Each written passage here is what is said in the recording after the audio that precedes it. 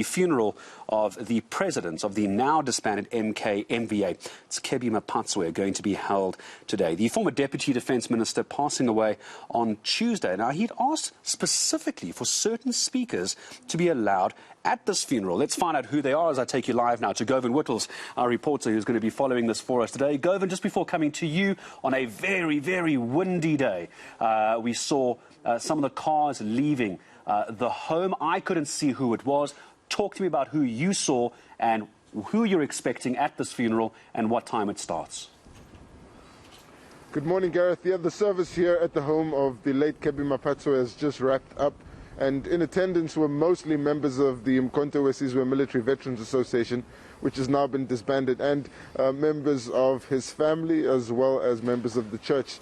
So it appears that most of the political dignitaries will be at the main service, which will be held in Protea Glen a little bit later on. But this morning we saw the MKMVA members outside the home here singing struggle songs, many of them wearing the regalia of the MKMVA and wearing T-shirts in defense of former President Jacob Zuma, who was a staunch ally of the late Kebby Maphatsoe, and who was someone that Kebby Maphatsoe had defended even when MKMVA had been disbanded. So we are expecting a list of dignitaries at the main program in Soweto, and former President Jacob Zuma is on the program. He is scheduled to speak. We understand he is still recovering from surgery, so it's not clear if that's going to happen on Zoom virtually or whether it will happen at all. But other notable speakers from the ANC includes its national chairperson, Gwede Mantashe, who is scheduled to deliver the eulogy for Kebby Maphatsoe. And then we have Ayanda, Dlodlo, also a former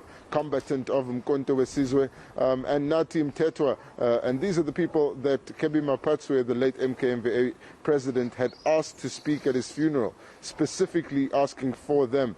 And we are expecting to hear a little bit more detail about the dynamics of what was a factional war in the ANC's NEC, and was a battle on which Kebby Maphatsoe had chosen his side, chosen to defend the former president Jacob Zuma. And for that he received a lot of criticism, particularly from other veterans of Mthethwa. And today we're expecting to hear more about his time in the camps and how he contributed to MK, but also the role that he played as Deputy Defence Minister and later as President of MKMVA at a very troubled time.